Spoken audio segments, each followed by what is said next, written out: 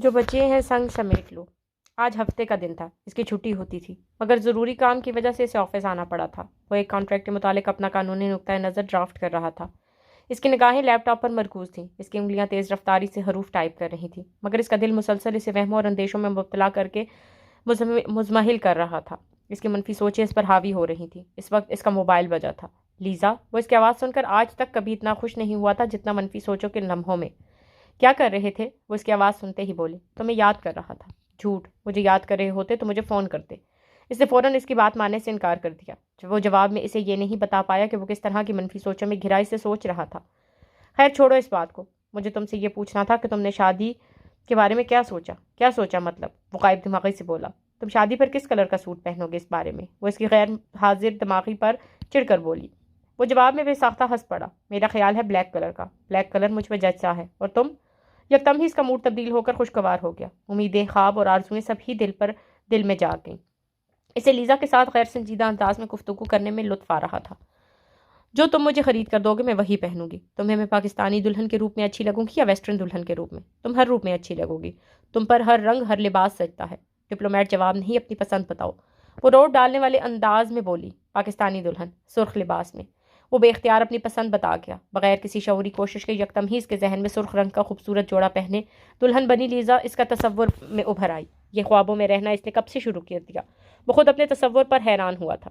ٹھیک ہے، پھر تم مجھے ریڈ کلر کا پاکستانی برائڈل ڈریس دلانا۔ میں تمہیں ریڈ کلر کا برائڈل ڈریس ضرور دلاؤں گا۔ ویسے تم اصل میں پوچھ کیا رہی تھی؟ وہ مسکرا کر کہتے ہوئے لیزا کی اصل بات کی طرف بڑھا۔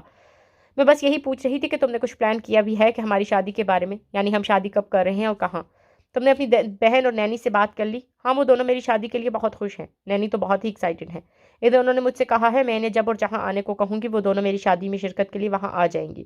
پاپا کو ابھی میں نے نہیں بتایا۔ میں سوچ رہی تھی پہلے ہم ڈیٹ اور جگہ طے کر لیں، پھر بھی انہیں بتاؤں گی۔ ان دونوں ہی کی زندگیاں اب نارمل تھیں۔ جس طرح وہ تمام خونی رشتوں کے ہوتے ہوئے تنہا تھا، اسی طرح لیزا بھی باپ کے ہوتے ہوئے اپنی شادی میں اس کی شرکت یا عدم شرکت سے بے نیاز تھی۔ وہ لیزا کے اس کے پاپا کی ناراضگی سے بے خبر تھا، اس لیے جواباً سنجیدگی سے بولا۔ لیزا، اس وقت میں آفس میں ہوں، ہم اس ٹاپک پر رات میں تفصیل سے بات کر لیں، تب ہی ہم دونوں مل کر ساری چیزیں طے کر لیں گے۔ اوکے سکندر، اس نے مسکراتے ہوئے فون بند کر دیا۔ وہ فون بند کرنے کے بعد دوبارہ لیپ ٹاپ کی طرف متوجہ ہو گیا۔ وہ پھر اپنا کام کرنے لگا تھا، مگر اس فرق کے ساتھ کہ اب اس کے لبوں پر ایک مدھم سی زندگی کی امنگ سے ابھری مسکراہٹ تھی۔ وہ اس کے دل میں خوشیاں، خواب اور آرزوئیں پھر سے شور مچاتے اسے زندگی کے خوبصورت ہونے کا یقین دلا رہی تھیں۔ انہیں آفس سے آئے ابھی کچھ ہی دیر ہوئی تھی۔ شاور لے کر آنے کے بعد وہ لاؤنج میں بیٹھے ٹی وی پر ریموٹ سے چینل تبدیل کر کے مختلف پروگرامز دیکھ رہے تھے۔ عائشہ کچن میں ان کے لیے چائے کے ساتھ کچھ سنیکس تیار کر رہی تھی۔ وہ آفس میں زیادہ ہیوی لنچ نہیں کرتے تھے۔ بہت سے بہت ہوا تو تھوڑی سی سلاد یا دہی لے لیں، ورنہ وہ بھی نہیں۔ عائشہ ان کے دفتر سے واپسی پر چائے کے ساتھ ہلکے پھلکے سنیکس کا اہتمام رکھا کرتی تھی۔ انہیں باہر کسی سے بولنے اور باتیں کرنے کی آواز آئی۔ مریم آئی تھی، بہت دور سے۔ جب ابھی آواز واضح بھی نہیں تھی، انہوں نے اس کی آواز کو پہچان لیا تھا۔ السلام علیکم پاپا۔ وہ اندر داخل ہوئی۔ وعلیکم السلام۔ ٹی وی کی آواز ہلکی کرتے ہوئے انہوں نے اسے دیکھا اور پیار اور شفقت سے مسکرائے۔ مریم ان کے پاس آئی۔ اس نے ہمیشہ کی طرح ان کی کال پر پیار کیا۔ باپ کی فطری محبت سے اس کا دل یکدم ہی بھرا تھا۔ انہوں نے بے اختیار اس کا ماتھا چوما تھا۔ ٹھیک ہو بیٹا؟ ہاں ٹھیک ہوں پاپا۔ وہ ان کے قریب آ کر بیٹھ گئی۔ آفس سے گھر واپس جا رہی تھی۔ میں نے سوچا کافی دن ہو گئے آپ سے ملے ہوئے، اس لیے آ گئی۔ آپ تو میرے گھر آتے ہی نہیں، مریم نے مسکرا کر کہتے ہوئے ان سے شکوہ کیا۔ وہ کوشش کے باوجود اس کے گھر جا نہیں پاتے تھے۔ کبھی مجبوراً جانا پڑ جاتا تو ان کا دل پریشان رہتا تھا۔ انہیں مریم کے گھر میں کسی کی سسکیاں اور آہیں سنائی دیتی تھی۔ والدین کو بیٹیوں کے گھر زیادہ نہیں جانا چاہیے۔ وہ کوشش کر کے مسکرائے۔ پاپا، یہ آپ کس زمانے کی دقیانوسی باتیں کرتے ہیں؟ مریم نے منہ بنایا، پھر یکدم جیسے کچھ خیال آنے پر اس سے بولی۔ آپ کے پاس لیزا کا فون آیا ہے؟ نہیں، کیوں؟ وہ ٹھیک تو ہے؟ یکدم ہی ان کا دل گھبرایا تھا۔ خدا خیر کرے، ان کی کلثوم بالکل خیریت سے ہو۔ وہ بالکل ٹھیک ہے پاپا۔ انہیں محسوس ہوا مریم کے چہرے پر بہت بغور دیکھ رہی تھی اور وہ بہت سنجیدہ ہو گئی تھی۔ وہ شادی کر رہی ہے، خدا جانے کس کے ساتھ۔ وہ سمجھی اس نے آپ کو بتا دیا ہوگا، مریم نے سنجیدگی سے کہا۔ ان کا دل دھک سے رہ گیا۔ شادی؟ جی، آپ سے اجازت نہیں لی تھی؟ کم از کم آپ کو انفارم تو کر دیتی۔ میں نے اسے بہت سمجھایا بھی تھا کہ وہ آپ کو بتائے، آپ سے پرمیشن لے، بلکہ پہلے آپ سے اس لڑکے کو ملوائے جس سے شادی کرنے جا رہی ہے، مگر میرے سمجھانے کا بھی اس پر کوئی اثر نہیں ہوا۔ مریم کے لہجے میں تعصب اور رنج تھا، جیسے لیزا کی خودسری اور منمانی سے دکھی ہو رہی ہو۔ اس کے چہرے پر یکدم ہی سختی آ گئی تھی۔ تم جانتی ہو اس لڑکے کو؟ وہ سخت نگاہوں سے مریم کو دیکھ رہے تھے۔ نہیں، خدا جانے کون ہے، کیسا ہے، کیا کرتا ہے، کس ملک کا رہنے والا ہے، پتہ نہیں مسلمان بھی ہے کہ نہیں، میں بالکل بھی نہیں جانتی وہ کس سے شادی کرنے جا رہی ہے۔ میں اسے اتنا سمجھا رہی تھی کہ کم از کم پاپا سے تو میں کلثوم سے بات کر کے پتہ کر لوں گا کون لڑکا ہے، تم زیادہ فکر مت کرو۔ مریم کا تعصب اور پریشانی بھرا جملہ انہوں نے بے حد سختی سے رد کیا۔ اس کے سخت لہجے میں یہ تنبیہ شامل تھی کہ وہ اس موضوع میں مزید بات نہیں کرنا چاہتے۔ وہ جانتے تھے ان کے سخت انداز اور بات کے ایک دم ہی کاٹ دینے پر مریم کا موڈ آف ہو گیا تھا، مگر انہوں نے اس کے برا ماننے کی پرواہ نہیں کی تھی۔ تبھی عائشہ ہاتھ میں ٹرے لیے وہاں آ گئی تھی۔ ارے مریم آئی ہے، مریم کو دیکھ کر خوشگوار انداز میں مسکرائیں۔ السلام علیکم ممی۔ مریم عائشہ کو دیکھتے ہی صوفے سے اٹھی اور ان سے گلے لگی۔ عائشہ نے اس سے ماں کی طرح ہی پیار کیا تھا۔ مریم انہیں ممی کہا کرتی تھی اور عائشہ جو ماں بن نہیں سکتی تھی، انہیں اس کا ممی کہنا بے حد اچھا لگتا تھا۔ کیسی ہو، بہت دنوں بعد آئی۔ عائشہ کے آتے ہی ماحول میں پیدا ہوا تناؤ ختم ہو گیا تھا۔ اب لاؤنج کا ماحول بے حد خوشگوار تھا۔ عائشہ مریم کو اس طرح اہمیت دے رہی تھی جیسے مہکے آئے شادی شدہ بیٹی کو دی جاتی ہے۔ ان دونوں کی گفتگو کے دوران وہ زیادہ وقت خاموش رہے تھے۔ جہاں کہیں مریم یا عائشہ انہیں بولنے پر اکساتی، وہ تبھی ہلکی مسکراہٹ کے ساتھ مختصر سا جملہ بول دیتے۔ وہ اس وقت بہت ڈسٹرب تھے، کلثوم کی شادی کو کر لینے کے فیصلے پر نہیں، وہ کسی اور بات پر بہت پریشان تھے۔ مریم گھر واپس آ چکی تھی۔ اس کا موڈ بے حد خراب تھا۔ آتے ہی وہ بے وجہ ملازمین پر چیخی چلائی تھی۔ ہاشم آج صبح ہی دفتر کام سے چائنا گیا تھا، 2-3 روز اس کی واپسی متوقع تھی۔ شکر تھا وہ گھر پر نہیں تھا، ورنہ اپنا غصہ اور جھنجھلاہٹ نکالنے کو وہ اس سے بھی لڑ پڑتی۔ پاپا اس سے اتنے دور کیوں ہو گئے تھے؟ اس کے پاپا آخر اس سے اتنے دور کیوں ہو گئے تھے؟ وہ تو اس کی سب سے لاڈلی بیٹی تھی، اس میں تو ان کی جان تھی، وہ تو ان کی مریم تھی، پھر آج وہ اتنی دور کیسے محسوس ہوئے تھے؟ 14 سال کی عمر میں جب اس نے اس کے پاپا چھنے تھے، تب وہ دہاڑے مار مار کر اکیلے کمرے میں روئی تھی۔ ہاں، وہ اکیلے میں روئی تھی۔ وہ بہت بہادر لڑکی تھی، وہ مریم تھی۔ وہ کبھی کسی کے سامنے نہیں روئی تھی۔ کوئی دوسرا شخص اس کی ایسی کمزوری بھی نہ تھا کہ اس کے لیے کبھی روتی، مگر اپنے باپ سے جدا ہونے پر وہ چلا چلا کر روئی تھی، کیونکہ وہ اپنے پاپا کی جان تھی، کیونکہ وہ اپنے پاپا کی سب سے بڑی کمزوری تھی، کیونکہ وہ پاپا کی زندگی تھی۔ پاپا نے زندگی میں صرف اور صرف اس سے پیار کیا تھا۔ وہ اپنے پاپا پر جان دیتی تھی، مگر 14 سال کی عمر میں جب پاپا اس سے چھنے، تب وہ دوری ایسی دوری ثابت ہوئی کہ آنے والے برسوں میں لاکھ کوششیں کر لینے کے باوجود وہ پھر ان کے اس طرح سے قریب نہ ہو پائی جیسے بچپن سے لے کر 14 سال تک کی عمر تک رہی تھی۔ زمینی فاصلے نے اسے پاپا کے دل سے بھی دور کر دیا تھا۔ وہ اس سے بہت دور ہو گئے تھے۔ پتہ نہیں آج وہ اس سے پیار کرتے بھی تھے کہ نہیں۔ وہ آج کتنی مختصر اور کتنی کم بات کیا کرتے تھے اس سے۔ عائشہ کی گفتگو میں شریک ہونے پر چاہے وہ ان کے ساتھ باتوں میں مصروف ہو جایا کرتی تھی، مگر اپنے پاپا کو مسلسل خاموشی سے بہت بری طرح چبھتی تھی، اس کے دل کو دکھاتی تھی۔ پھر وہ اسے اپنا گھر، اپنا شوہر اور اپنی عیش و آرام اور خوشیوں سے بھری زندگی سب کچھ زہر لگتا تھا۔ ہر چیز کو آگ لگا دینے کو دل چاہتا تھا۔ ہاشم سے اسے محبت نہیں تھی، مگر وہ اس کے ساتھ خوش تھی۔ وہ اسے جان دینے کی حد تک چاہتا تھا۔ ہاشم کی حد سے بڑی محبت اسے فخر اور غرور میں مبتلا کیا کرتی تھی۔ اگرچہ کسی کی چیز کی کمی نہ تھی ہاشم میں، مگر ہاشم اسد وہ نہ تھا جس پر مریم مر مٹ جاتی۔ وہ ہاشم سے محبت نہیں کرتی تھی، مگر اسے شادی سے تاحیات نبھانی تھی، اپنے پاپا کا دل خوش کرنے کے لیے۔ اس نے محبت زندگی میں صرف ایک بار کی تھی، صرف ایک بار، سکندر شہریار سے۔ نہ جانے ایسا کیا تھا اس شخص میں جو 12 سالوں بعد بھی اس کے حصار سے نہیں نکل سکی تھی، ورنہ اس شخصیت کی محبت اپنے دل سے نکال پائی تھی، اور نہ اس کے خود کو ٹھکرانے کی اذیت اور ذلت کبھی بھول پائی تھی۔ اس نے زندگی میں صرف 2 ہی لوگوں سے سچی محبت کی تھی، جس پر اس کا خود کو مٹا دینے کو جی چاہا تھا، ایک سکندر شہریار اور دوسرے محمود خالد، اس کے پاپا۔ سکندر سے اپنی بے عزتی کا بدلہ لینے کے باوجود بھی وہ اس کی محبت دل سے ختم نہیں ہوئی تھی، نہ ہی اسے کبھی بھول پائی تھی۔ 13 سال قبل محمود خالد نے اس کی خواہش پر امریکہ پڑھنے کے لیے بھجوایا تھا۔ وہ میلان میں دوران تعلیم جس طرح ہر سال باپ کے پاس لندن جایا کرتی تھی، اسی طرح محض اس کا دل خوش کرنے کے لیے ہر سال پاکستان اپنی دادی کے پاس بھی جایا کرتی تھی۔ وہ چاہتی تھی اس کے پاپا کا دل اس سے خوش رہے۔ وہ شکل و صورت و ذہانت میں بھی ان پر گئی تھی۔ وہ ان کا دل خوش کرنے کے لیے پڑھتی بھی بہت لگن کے ساتھ تھی۔ اس نے امریکہ پڑھنے کے لیے جانے کی خواہش کا اظہار کیا تو محمود خالد نے اسے پڑھنے کے لیے امریکہ بھجوا دیا۔ باپ کا دل خوش کرنے کے لیے اس نے اپلائی ہی کیلیفورنیا یونیورسٹی میں کیا تھا تاکہ وہاں لاس اینجلس میں وہ اپنے چچا کے پاس رہ سکے۔ اس کے پاپا کو یقین ہونا چاہیے تھا کہ وہ ان کی خواہش کے مطابق مشرقی اور پاکستانی رسم و رواج کے مطابق زندگی گزار رہی ہے۔ اس نے ماں کے رکھے نام سمانتا کو نہیں، باپ کے رکھے نام مریم کو چنا تھا۔ جب پاپا نے اس قدر پیار تھا تو اس کے رکھے نام سے کیوں نہ ہوتا؟ بہت سے لوگ اس کے ساتھ اس سے محبت کی متمنی اور خواہاں رہا کرتے تھے۔ اس نے ہمیشہ مردوں کو بھنورے کی طرح اپنے گرد منڈلاتے دیکھا تھا۔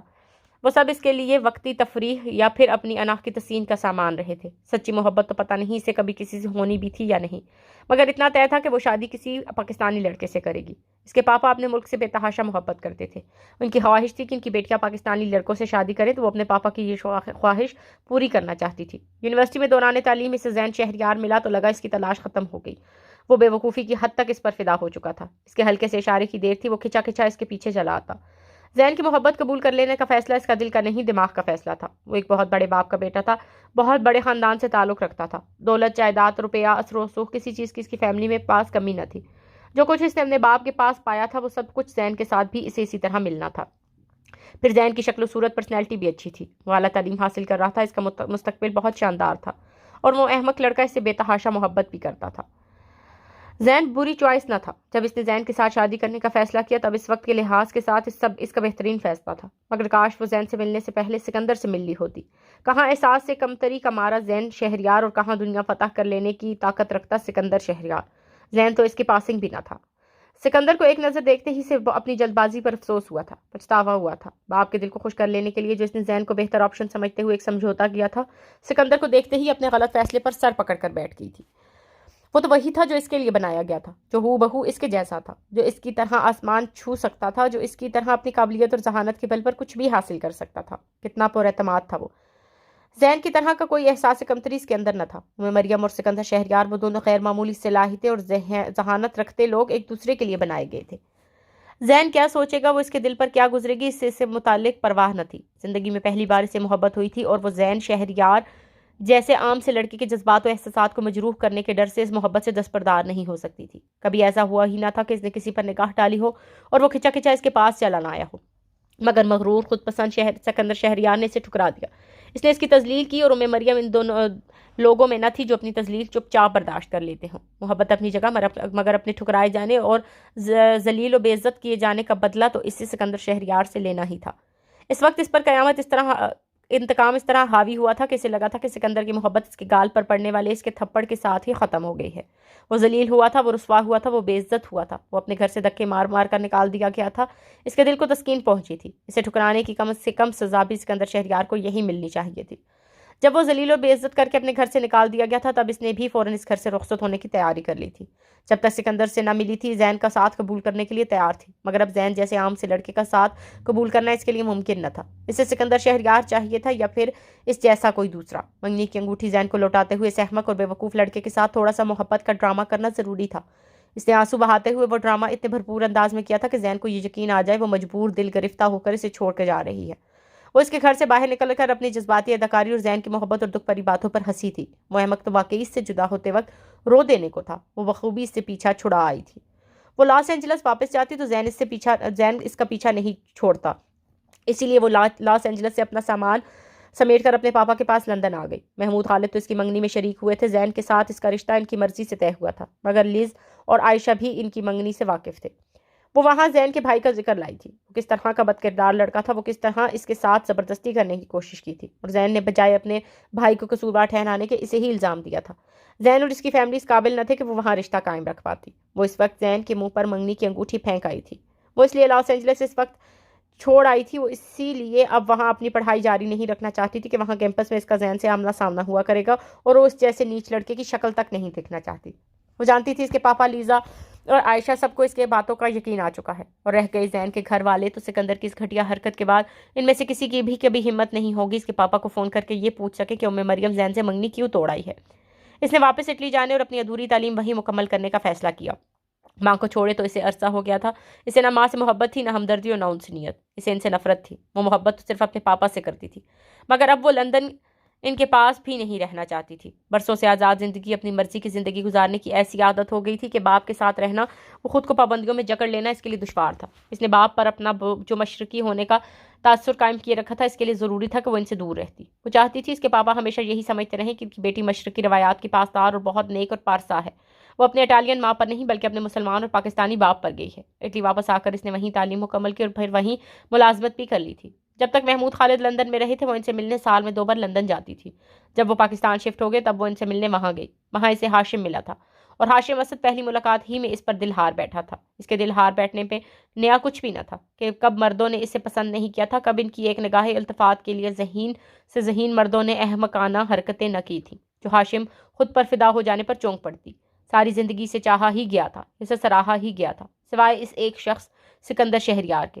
پارسا سے پارسا مرد بھی اسے ایک نگاہ دے کر اس کے آگے گھٹنے ٹیک دیا کرتا تھا۔ ہاشم سے مل کر اسے سکندر بہت یاد آیا۔ وہ اتنے برسوں بعد بھی کبھی اسے بھول نہیں پائی تھی۔ اور نہ اس کے ٹھکرانے کی اذیت کبھی کم ہوئی تھی۔ اس نے زندگی میں 2 مردوں سے محبت کی تھی، والہانہ اور شدید محبت، جان سے بڑھ کر محبت، ایک اس کے پاپا اور دوسرا سکندر شہریار۔ اور یہ ان کی بدنصیبی تھی کہ وہ دونوں ہی اس سے چھن گئے تھے۔ اس کے پاپا اس سے 14 سال کی عمر میں چھن گئے تھے، پھر وہ ساری عمر ان کے پیچھے ہی بھاگتی رہی تھی، اور سکندر شہریار اسے ٹھکرا کر اس کی زندگی سے نکل گیا تھا۔ سکندر شہریار تو اسے عمر بھر اب کبھی نہیں ملنا، مگر اب وہ اسے اپنے پاپا واپس چاہیے تھے۔ اپنے پاپا کا دل خوش کرنے کے لیے اسے کسی پاکستانی مرد سے شادی کرنی تھی، اور پاپا کے قریب رہنے کے لیے پاکستان ہی میں شادی کرنی تھی۔ تو ہاشم اسد ہی کیوں نہیں؟ وہ بہت امیر تھا، دولت، جائیداد، کسی چیز کی کمی نہ تھی۔ نہ جانے کتنے ملکوں میں تو اس کے بینک اکاؤنٹس اور پراپرٹی تھے۔ اس کا کاروبار شاندار تھا اور پرسنالٹی بہت باوقار۔ وہ ایک خوبصورت اور وجیح شخص تھا۔ وہ زین کی طرح کا احساس کمتری کا مارا شخص بھی نہ تھا۔ وہ پر اعتماد تھا، بے حد ہینڈسم تھا اور بہت ذہین تھا۔ دوسرے لوگوں کے ساتھ وہ بہت شاطر، تیز اور چالاک تھا، مگر اس کی محبت میں ڈوب کر وہ اپنی ساری چالاکی اور تیزی بھول کر اس کا غلام سا بن گیا تھا۔ اس کا واحد نیگیٹو پوائنٹ اس کا شادی شدہ ہونا تھا، تو اس نے شادی سے پہلے یہ شرط رکھتی تھی کہ ہاشم اپنی بیوی کو طلاق دے دے۔ ہاشم نے اپنی پہلی بیوی کو طلاق دے کر گھر سے نکال دیا۔ اپنے بچوں کی خاطر اس نے اسے کہیں اور دوسرا گھر لے کر دے دیا۔ وہ اپنے بچوں کا خرچہ بھیجا کرتا تھا۔ اس عورت اور اس بچوں کو عیش آرام والی زندگی گزارنے کے لیے ہر ماہ پیسے مل رہے تھے۔ کافی تھا یہ اس عورت اور اس کے بچوں کے لیے۔ محمود خالد کی کاروباری حوالے سے ہاشم سے دوستی اور واقفیت پہلے سے تھی، مگر ظاہر ہے وہ اس کے گھریلو زندگی کے بارے میں کچھ نہیں جانتے تھے۔ اس نے ہاشم کے ساتھ اپنا افیئر محمود خالد اور عائشہ سے اس وقت تک چھپائے رکھا تھا جب تک ہاشم نے اپنی پہلی بیوی کو طلاق دے کر گھر سے نہ نکال دیا تھا۔ ہاشم کے اس کی بیوی کو طلاق دے دینے کے بعد ہی انہوں نے 1.5 مہینہ انتظار کیا تھا۔ ہاشم تو اس کی ہر بات مانتا تھا، تو وہ اس انتظار کے لیے راضی ہو گیا۔ ہاشم اس کے کہنے پر محمود خالد سے یہ جھوٹ بولنے کے لیے بھی تیار ہو گیا تھا کہ اس کی بیوی بہت لڑاکا اور بدزبان تھی۔ ان دونوں کے درمیان کوئی ذہنی ہم آہنگی نہ تھی۔ وہ پھر بھی یہ رشتہ نبھا رہا تھا، مگر اس کی بیوی اس کے ساتھ رہنا نہیں چاہتی تھی۔ طلاق اس نے خود مانگی تھی۔ وہ اپنی بیوی کے مطالبے پر اسے طلاق دینے پر مجبور ہوا تھا۔ اکیلے میں مریم نے عائشہ کو یہ تک کہہ دیا تھا کہ ہاشم کی بیوی کا کردار ٹھیک نہیں تھا، وہ ہاشم ہی کے کسی دوست کے ساتھ افیئر چلا رہی تھی۔ اسے یقین تھا عائشہ یہ بات محمود خالد تک ضرور پہنچائے گی۔ اس کے پاپا کے اوپر کبھی اس کا کوئی برا امپریشن نہیں پڑنا چاہیے۔ انہیں ہمیشہ کے لیے یہی لگنا چاہیے کہ ان کی مریم واقعی مریم ہے، اور ہاشم کہ اپنی بیوی کو طلاق دینے کی وجہ اس کی بدکرداری اور بدفطری ہے۔ ہاشم نے محمود خالد سے اس کا رشتہ مانگا تو اس کی رضامندی پا کر انہوں نے اس رشتے کے لیے ہاں کر دی تھی۔ جب انہوں نے اس سے ہاشم کے رشتے کے متعلق پوچھا تب وہ بہت سچے دل سے ان سے بولی تھی، پاپا میں شادی کرنا چاہتی ہوں، اس لیے کہ میں آپ کے قریب رہنا چاہتی ہوں۔ ہاشم سے شادی کر لوں گی تو آپ کے پاس کراچی ہی میں رہوں گی۔ ساری زندگی آپ سے دور رہی ہوں پاپا، اب آپ کے نزدیک رہنا چاہتی ہوں۔ کیا یہ صرف لیزا کا حق تھا کہ وہ آپ کے ساتھ رہے اور مجھ سے 14 سال کی عمر میں آپ چھن جائیں؟ یہ ورکنگ ڈے تو نہیں تھا، صبح آفس سے اپنے کام نپٹا کر جلدی اٹھ گیا۔ اسے فلیٹ جانے سے قبل ایک ضروری کام کرنا تھا جو کل وہ کر نہیں پایا تھا۔ اسے لیزا کے لیے انگوٹھی خریدنی تھی۔ اب جب بھی وہ اس سے ملنا تھا تو اس نے سب سے پہلے اس کی انگلی میں اپنے نام کی انگوٹھی پہنانی تھی۔ 2-2.5 گھنٹے لگا کر وہ کئی دکانوں میں دیکھنے کے بعد ایک خوبصورت انگوٹھی لیزا کے لیے پسند کر پایا تھا۔ اسے وہ انگوٹھی خریدتے ہوئے بے تحاشا خوشی کا احساس ہو رہا تھا، ایسا احساس جو اب تک اس کی زندگی میں کبھی محسوس نہ ہوا تھا۔ اس کا موڈ ہنوز خراب تھا، وہ بہت کچھ سوچ رہی تھی۔ اس کے ہاتھ میں چائے کا کپ تھا اور چہرے پر گہرے سوچ۔ چائے پیتے ہوئے اس نے لیزا کا نمبر ملایا۔ وہ اپنے کمرے میں بیڈ پر پرسکون انداز میں بیٹھی تھی، اپنے شاندار کمرے میں جہاں ہر چیز ڈیزائنر تھی، قیمتی ترین تھی اور اس کے ذوق اور مرضی کے مطابق تھی، وہاں اس کے لاکھ روپے کے ڈیزائنر بیڈ پر بیٹھی وہ کوئی ملکہ ہی لگ رہی تھی جو شاہانہ انداز میں اپنے خوابگاہ میں آرام کر رہی تھی۔ لیزا نے اس کا نام دیکھتے ہی پہلی بیل پر ہی کال ریسیو کر لی تھی۔ کیسی ہو لیزا؟ اس نے مسکرا کر پیار سے پوچھا۔ ٹھیک ہوں، ابھی ایگزیبیشن ہی میں ہوں، آج تو کل سے بھی زیادہ لوگ آئے ہیں۔ اس نے لیزا کی خوشی سے کھلکھلاتی آواز سنی۔ واؤ دیٹس گریٹ، مزہ آ رہا ہے۔ ہاں مزہ بھی آ رہا ہے اور تھوڑا تھک بھی گئی ہوں۔ چلو اب تم لندن جا کر اکٹھا آرام کرنا۔ یہ بتاؤ پاپا سے تمہاری بات ہوئی؟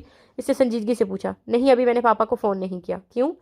اس نے لیزا کا حیرانی بھرا انداز محسوس کیا تھا۔ آج میں نے بتا دی ہے پاپا کو تمہاری شادی کی بات، وہ سنجیدگی سے بولی۔ پھر کیا بولے وہ؟ خوش ہوئے بہت، آخر کو پاپا جو چاہتے تھے انہوں نے ہم دونوں کی وہی کروا لیا۔ اس کے لہجے میں ہلکا سا طنز تھا۔ انہوں نے مجھ پر پریشرائز کر کے ہاشم سے شادی پر مجبور کیا تھا، اور تم تو خود ہی اپنی مرضی اور خوشی سے ان کی مرضی کا کام کر کے دے رہی ہو۔ ایسی سیٹسفیکشن تھی بابا کے چہرے پر کہ میں تمہیں بتا نہیں سکتی۔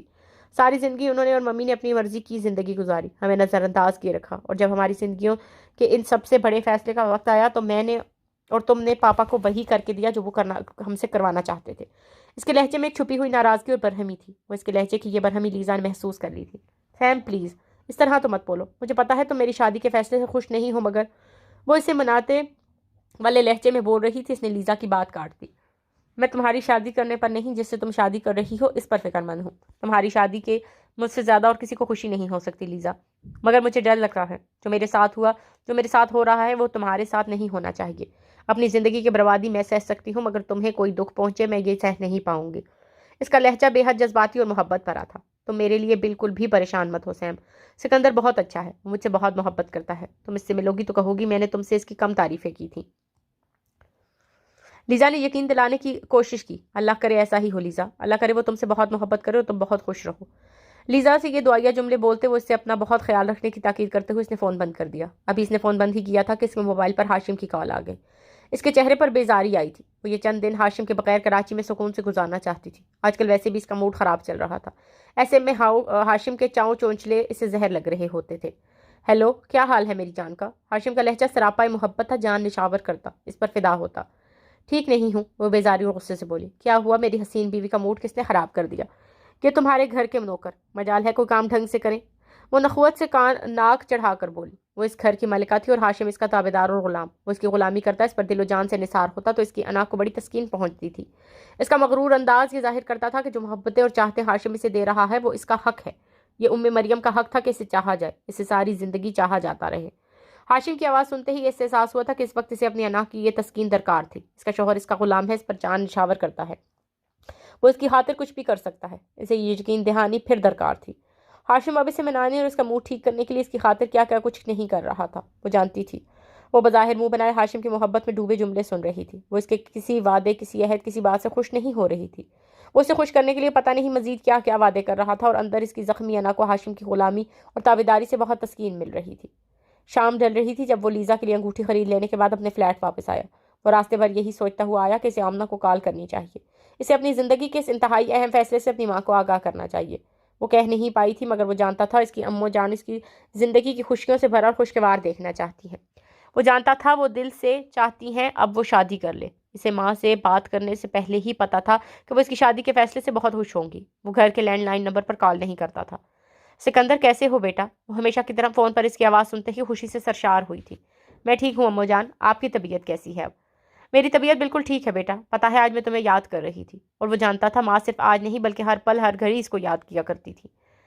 وہ جواب میں کچھ بھی نہ کہہ سکا۔ ایک پل ان کے درمیان خاموشی رہی تھی۔ امّو جان، میں آپ کو یہ بتانے کے لیے فون کر رہا تھا کہ میں شادی کر رہا ہوں۔ اس کی سنجیدگی سے بتائی اس بات کے جواب میں آمنہ کی خوشی بڑی والہانہ اور بے ساختہ تھی۔ واقعی تم سچ کہہ رہے ہو سکندر؟ انہیں جیسے مارے خوشی کی یقین نہیں آ رہا تھا۔ جی امّو جان، وہ ان کی خوشی کو محسوس کر رہا تھا۔ میں بہت خوش ہوں سکندر، تم میری خوشی کا اندازہ نہیں لگا سکتے۔ مجھے بتاؤ نا بیٹا، کیسی ہے میری ہونے والی بہو؟ اسے ماں کی آواز سے اندازہ ہو رہا تھا کہ وہ مارے خوشی کے رو پڑی ہے۔ شاید انہیں لگتا تھا کہ وہ ساری زندگی یوں ہی تنہا گزار دے گا۔ امّو جان، اس کا نام لیزا ہے، مجھے روما میں ملی تھی۔ اس کے پاپا پاکستانی اور مما اٹالین ہے۔ وہ ایک مشہور آرٹسٹ ہے، پینٹنگز بناتی ہے، لندن کے ایک آرٹ کالج میں پڑھاتی بھی ہے۔ وہ انہیں لیزا کے بارے میں بتا رہا تھا۔ لیزا کا نام لیتے ہوئے، اس کا ذکر کرتے ہوئے وہ اپنے اندر خوشی اور امنگ پیدا ہوتی محسوس کر رہا تھا۔ دیکھنے میں کیسی ہے؟ میرے بہت ہینڈسم بیٹے کے ساتھ جچے گی نا؟ وہ جیسے روتے روتے ہنسی تھی، ہنستے ہوئے اس سے پوچھ رہی تھی۔ وہ بھی جواباً ہنسا۔ وہ بہت خوبصورت ہے امّو جان، میں آپ کے موبائل میں اس کی تصویر سینڈ کروں گا، آپ دیکھ لیجئے گا۔ بس تصویر سینڈ کرو گے، مجھے اس سے ملواؤ گے نہیں؟ انہوں نے ننج اور کرب میں گھر کر سوال کیا تھا۔ اس سوال میں ان کے آنسو اور سسکیاں شامل تھیں۔ امّو جان، وہ کیا کہے اس کی سمجھ میں نہیں آ رہا تھا۔ سکندر، میں اپنی ہونے والی بہو کو دیکھنا چاہتی ہوں، میں تمہاری دلہن کو دیکھنا چاہتی ہوں۔ مجھ سے ایک بار تو آ کر مل جاؤ بیٹا، میری بہو کو تو مجھ سے ملا دو، میں تمہیں اس کے ساتھ خوش اور مسکراتا دیکھنا چاہتی ہوں، کمپیوٹر موبائل پر نہیں، اپنی آنکھوں کے سامنے، اپنے بے حد نزدیک۔ وہ روتے ہوئے جیسے اس سے التجا کر رہی تھی۔ امّو جان، آپ پلیز اس طرح مت روئیں، آپ کی صحت کے لیے اچھا نہیں ہے، وہ پریشان ہو کر بولا۔ وہ ماں کے دل کو کیسے تسلی دے، ایسا کیا کرے کہ ماں مسکرا دے، خوش ہو جائے۔ تم گھر پر نہیں آنا چاہتے نا، مت آؤ، مگر تم کراچی تو آؤ نا۔ تم کراچی آ کر جہاں کہو گے میں خود تم سے آ کر اور اپنی بہو سے آ کر وہاں ملوں گی۔ میں تم دونوں کو گلے لگا کر پیار کرنا چاہتی ہوں، دعائیں دینا چاہتی ہوں، تمہاری ہونے والی دلہن کے ساتھ جی بھر کر تمہیں دیکھنا چاہتی ہوں۔ امّو جان آپ، وہ ماں کے آنسوؤں سے ایسا بے بس ہو رہا تھا کہ صاف انکار کرنے کی جرأت خود میں نہیں پا رہا تھا۔ کیا تمہیں مجھ پر رحم نہیں آتا بیٹا؟ میں نے 12 سالوں سے تمہیں اپنے سینے سے نہیں لگایا، میں تمہیں جی بھر کے دیکھنے اور پیار کرنے کو ترس رہی ہوں۔ میری جان، ایک بار تو آ کر ماں سے مل لو بیٹا۔ کیا میرے مرنے پر ہی آؤ گے، میری زندگی میں نہیں؟ وہ بلک بلک کر یوں رو پڑی تھی جیسے تمام حوصلے اور ہمت ہار بیٹھی ہوں۔ خدا نخواستہ امّو جان، پلیز ایسی باتیں مت کریں۔ ٹھیک ہے، جیسے آپ کی خوشی میں ویسا ہی کروں گا۔ میں پاکستان آ رہا ہوں آپ کی بہو کو آپ سے ملوانے۔ اس کا دل ماں کی آہوں اور آنسوؤں سے ایسا بے چین ہوا کہ وہ ان سے آنے کا وعدہ کیے بغیر رہ نہیں سکا۔ واقعی تم سچ کہہ رہے ہو سکندر، مجھے بہلا تو نہیں رہے؟ وہ خوشی اور بے یقینی کی ملی جلی کیفیت میں بولی۔ میں بالکل سچ کہہ رہا ہوں امو جان، مسکرا کر انہیں یقین دلاتے دلاتے وہ یکدم ہی رکا تھا۔ وہ ایک دم ہی سنجیدہ ہوا تھا، بے حد سنجیدہ۔ مگر میری آپ سے ایک ریکویسٹ ہے امو جان، میں آپ سے ملنے کراچی آؤں گا تو آپ مجھے گھر آنے کے لیے مجبور نہیں کریں گی۔ آپ کو انکار کرتے ہوئے مجھے بہت تکلیف ہوگی، مگر میں وہاں نہیں آ سکتا۔ وہ ماں کے جذبات کے آگے ہار مان گیا تھا، مگر پھر بھی وہ اس گھر میں قدم نہیں رکھنا چاہتا تھا۔ مجھے پتا ہے بیٹا، میں یہ بات جانتی ہوں، میں تمہیں ایسی کسی کے بات کے لیے بھی مجبور نہیں کروں گی جس سے تمہیں تکلیف پہنچے۔ وہ جانتا تھا ماں اس پل سے ملنے کے لیے خوش ہوتے ہوتے کچھ یاد آ جانے پر پھر اداس ہو گئی تھی، جیسے چند لمحوں کے لیے بھولی یہ بات کہ خوشیاں ان کی اور ان کے اس بہادر بیٹے کے لیے نہیں ہے، انہیں یکدم ہی پھر یاد آ گئی تھی۔ ماں سے بہت جلد ملنے کا وعدہ کر کے اس نے فون بند کر دیا۔ وہ بہت دیر تک ایک ہی جگہ ایک ہی زاویے سے بیٹھا ماں کو سوچتا رہا تھا، ان کے آنسو اپنے دل میں گرتے محسوس کرتا رہا تھا۔ کچھ دیر کے بعد جب وہ اپنے جذبات پر قابو پا سکا تب اسے یہ یاد آیا کہ اس نے ماں سے پاکستان ان کے پاس آنے کا وعدہ کیا ہے، اور اس وعدے کے ساتھ ہی سے لیزا کا خیال آیا۔ وہ اس سے پوچھے بنا امو جان سے وعدہ کر بیٹھا تھا۔ فلورنس سے لیزا کو لندن جانا ہے، اس کی چھٹیاں ختم ہو رہی ہیں، اسے اپنا کالج دوبارہ جوائن کرنا ہے۔ پتہ نہیں پاکستان جانا اس کے لیے ممکن ہو بھی سکے گا کہ نہیں، وہ بھی اس سے صورت میں کہ لیزا کے اپنے پاپا کے ساتھ خوشگوار تعلقات نہیں ہیں۔ وہ پچھلے 5 سالوں سے ان کے بلانے پر بھی پاکستان نہیں گئی ہے، تو کیا اب اس کے کہنے پر وہ وہاں جانے کے لیے راضی ہو جائے گی؟ اگر لیزا نے اس کے ساتھ پاکستان چلنے سے انکار کر دیا پھر؟ وہ عجیب سی الجھن اور پریشانی میں مبتلا تھا، اسی لیے بجائے فوراً ہی اسے فون کرنے کے وہ کچن میں آ گیا۔ وقتی طور پر اس پریشانی سے خود کو بچانے کے لیے وہ اپنے لیے کھانا بنانے لگا تھا۔ اسے ماں سے وعدہ کرنے سے پہلے لیزا سے پوچھ تو لینا چاہیے تھا، اب اس نے انکار کر دیا تو امو جان کو کیا جواب دے گا؟ وہ بھی دلی سے فریزر میں سے فروزن چکن کبابوں کا پیکٹ نکال رہا تھا، اسی وقت اس کے موبائل پر لیزا کی کال آئی تھی۔ اس نے میز پر سے فوراً فون اٹھایا تھا۔ کیا کر رہے ہو؟ اس نے لیزا کی کھنکتی ہوئی آواز سنی۔ کھانا بنا رہا ہوں اپنے لیے، وہ سنجیدگی سے بولا۔ کیا بنا رہے ہو؟ فی الحال گروسری شاپ سے خرید کر لایا کبابوں کا پیکٹ کھول رہا ہوں، بریڈ یا رول کے ساتھ انہیں کھا لوں گا، ویسے میں کوکنگ کر لیتا ہوں، وہ پیکٹ کھولتے ہوئے بولا۔ چلو یہ اچھا ہے، تم کوکنگ کر لیتے ہو، بعد میں ہمیں سہولت رہے گی۔ وہ اپنے اس ہنستے مسکراتے موڈ میں تھی۔ ہاں بڑی آسانی رہے گی، تم پینٹنگز بناتی رہا کرنا اور میں آفس سے آ کر تمہارے اور اپنے لیے ڈنر تیار کر لیا کروں گا، لیزا کے لہجے کے ساتھ دیتے ہوئے اس نے گویا سے شرمندہ کرنے کی کوشش کی تھی۔ اچھا زیادہ دل مت چلاؤ اپنا، میں بہت اچھی مشرقی بیوی بنوں گی تمہاری، نینی بڑا اچھا نقشہ کھینچتی ہیں پاکستانی بیویوں کا، میں تمہاری فرما بردار ٹائپ پاکستانی بیوی بنوں گی، خوب خدمت کروں گی تمہاری۔ وہ ساری الجھن بلا کر کہکا لگا کر ہنس پڑا تھا۔ لیزا کا انداز تھا ہی اتنا دلچسپ تھا۔ تم یقیناً بہت اچھی بیوی ثابت ہوگی، مجھے اس پر کوئی شک نہیں، دعا کرو کہ میں تمہارے لیے ویسا ثابت ہو سکوں جیسا تم نے مجھے سمجھا ہے، کاش میں تمہیں کبھی مایوس نہ کروں۔ ہنستے ہنستے وہ یکدم رنجیدہ ہوا۔ اس کے لہجے میں اداسی تھی، جیسے اس کے دل میں یہ خدشہ ہو کہ وہ بحیثیت شوہر لیزا کی امیدوں پر پورا نہیں اتر پائے گا۔ خدا کے لیے سکندر، اب پھر وہی فضول باتیں شروع مت کر دینا کہ میں اپنے اس جذباتی فیصلے پر پچھتاؤں گی، اور یہ کہ تم مجھ سے شادی کے فیصلے پر ایک بار پھر غور و فکر کر لینا چاہیے۔ لیزا نے جیسے بری طرح چڑھ کر باقاعدہ اس کی منت کی۔ وہ جواباً خاموش رہا۔ وہ پیکٹ کھول کر یوں ہی میز کے سامنے ہی کھڑا تھا۔ لمحے بھر کی خاموشی کے بعد لیزا اس سے پوچھنے لگی، تم نے کیا سوچا؟ ہم شادی کب اور کہاں کر رہے ہیں؟ لیزا میری امو جان۔ وہ ایک پل کے لیے ہچکچا کر چپ ہوا۔ لیزا کی محبت کا یقین ہونے کے باوجود وہ اپنے اس اندر گھری مایوسیوں کے سبب فوراً بول نہیں پایا تھا۔ نہ جانے کیسا یہ احساس اس کے اندر سرایت کر چکا تھا کہ وہ انچاہا اور انوانٹڈ ہے، اس کے لیے کوئی بھی کچھ نہیں کرنے پر آمادہ نہیں ہو سکتا، کیونکہ وہ اس لائق ہی نہیں ہے۔ وہ بہت بیمار رہتی ہیں، وہ کینسر پیشنٹ رہ چکی ہیں، کوئی ان کی بیماری کا ابتدائی سٹیج پر ہی علاج ہو چکا ہے، مگر اب بھی میڈیسنز پر رہتی ہیں۔ ان کی خواہش ہے میں تمہیں ان سے ملوانے پاکستان لے کر آؤں۔ وہ اتنی بیمار رہتی ہیں لیزا، میں انہیں انکار نہیں کر پایا۔ سکندر تمہیں کیا ہو گیا ہے؟ یہ تم کس انداز میں مجھ سے بات کر رہے ہو؟ اس نے لیزا کی ناراضی بھری آواز سنی۔ تمہاری اپنے پاپا کے ساتھ ناراضی ہے لیزا، تم اس وجہ سے پاکستان نہیں جانا چاہتی؟ میں اس وجہ سے؟ اس کا وضاحتی جملہ لیزا نے فوراً قدرے خفگی سے کاٹ دیا۔ حد کرتے ہو تم سکندر، تمہاری امو جان اتنی بیمار ہے، تمہیں ان سے ملنے ضرور جانا چاہیے۔ میری پاپا سے ناراضی ہے، مگر اتنی بھی نہیں کہ میں تمہاری امو جان کے بلانے پر پاکستان نہ جا سکوں۔ ہم پاکستان جا رہے ہیں سکندر۔ وہ لڑکی سرتاپا اس کی محبت میں ڈوبی ہوئی تھی، وہ اس کی محبت کے احساس میں گھری خوشی سے سرشار سا کھڑا تھا۔ تھینکس لیزا، تم نے میری پریشانی دور کر دے۔ میں ابھی تھوڑی دیر پہلے فون پر امو جان سے یہ وعدہ کر بیٹھا تھا کہ ان کی ہونے والی بہو کو ان سے ملوانے پاکستان لاؤں گا۔ فون رکھنے کے بعد جب تمہارا خیال آیا کہ پتہ نہیں تم پاکستان جانا چاہو گی بھی کہ نہیں، آج برداشت کرنی ہے میں نے تمہارے یہ فارمل جملے، آئندہ نہیں کروں گی۔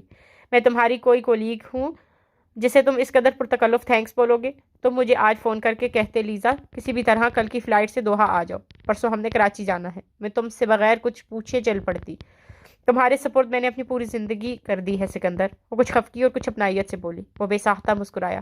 وہ اس سے بہت پیار کرتی ہے، وہ جانتا تھا۔ وہ اس سے والہانہ محبت کرتی ہے، اس کے دل کو معلوم تھا۔ دعا کرو لیزا، میں تمہاری اس محبت کی قدر کر پاؤں۔ پتہ نہیں کیوں ایک ڈر سا ہے میرے اندر کچھ برا ہو جانے کا۔ جب تک تمہیں سمجھا رہا تھا، اس رشتے کے لیے منع کر رہا تھا، تب تک خود کو بھی سمجھا لیا تھا کہ تم میرے لیے نہیں ہو، مگر اب تمہارے لیے میرا دل ضدی بچے کا سا ہو رہا ہے۔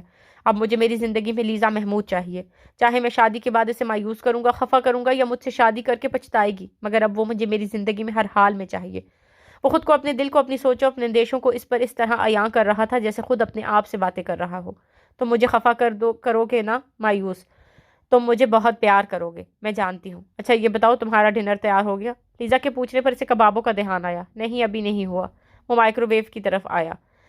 بس پھر اب تم جلدی سے کھانا تیار کرو، سکون سے کھانا کھاؤ، مزیدار سی کافی پیو اور ریلیکس کرو۔ ہم کل صبح بات کر کے پاکستان جانے کا پروگرام فائنل کر لیں گے۔ کل صبح نہیں، آج رات۔ تو مجھ سے رات میں سونے سے پہلے بات کرنا پلیز۔ ٹھیک ہے، مگر ایک شرط پر۔ بولو۔ تم مجھے بیلا کہو۔ تم یہ کہتے ہو تو مجھے بہت اچھا لگتا ہے۔ لیزا کی مسکراتی آواز سن کر وہ بھی مسکرا دیا تھا۔ بیلا، میں تم سے بہت پیار کرتا ہوں۔ دل خوش کر دیا آپ نے سینیور سکندر۔ میں نے جو مانگا آپ نے مجھے سے بھی بڑھ کر خوبصورت بات بول دی۔ وہ اپنے ہوٹل روم میں تھی اور اپنے پاپا کو فون ملا رہی تھی۔ سکندر سے بات کرنے کے بعد بھی اب جب یہ طے ہو چکا تھا کہ وہ دونوں پاکستان جا رہے ہیں تو اسے سب کچھ اپنے پاپا کو بھی بتانا چاہیے تھا۔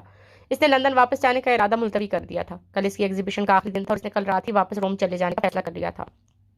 وہاں سے دوحہ اور پھر کراچی جانے کی تمام تیاری ہو جانے کے بعد اس کو پہلی فلائٹ سے سکندر کے پاس دوحہ چلے جانا تھا۔ لندن تو ویسے بھی اس کو اب سب کچھ فائنڈ اپ کرنے ہی جانا تھا۔ ظاہر ہے اپنی جاب کو صحیح طریقے سے نوٹس پیریڈ پورا کرنے کے بعد چھوڑنی تھی اور لندن میں اپنے فلیٹ اور دیگر تمام معاملات کو نپٹانا تھا۔ اپنے دوستوں اور کولیگ سے اچھی طرح مل کر انہیں الوداع کہنا تھا اور ان سب سے کچھ وقت تو لگنا ہی تھا۔ ابھی وہ سکندر کے ساتھ پاکستان ہو آئے پھر لندن چلی جائے گی۔ فی الحال اس نے لندن اپنے کالج کے ڈین کو فون کر کے اپنی چھٹیاں بڑھوائی تھی۔ ساتھ ہی اس نے کو یہ کان میں بات بھی ڈال دی تھی کہ وہ شادی کر رہی ہے اور جب واپس کالج جوائن کرے گی تو استعفے کے ساتھ اپنا نوٹس پیریڈ پورا کرنے کے لیے کرے گی۔ اس کے ذہن میں مسلسل سکندر کی باتیں گونج رہی تھی، اس کا دکھ بھرا لہجہ گونج رہا تھا۔ آخر کتنا مایوس کیا تھا اسے لوگوں اور رشتوں نے، جو وہ رشتوں سے اس قدر ڈرتا تھا۔ وہ اس کے ساتھ رشتہ جوڑنا چاہتا تھا مگر وہ اس طرح سے ڈرا ہوا تھا جیسے خوف ہو کہ اس طرح باقی تمام لوگوں اور رشتوں نے اسے دکھ دیے تھے، دھوکہ دیا تھا، ایسے ہی وہ بھی کرے گی۔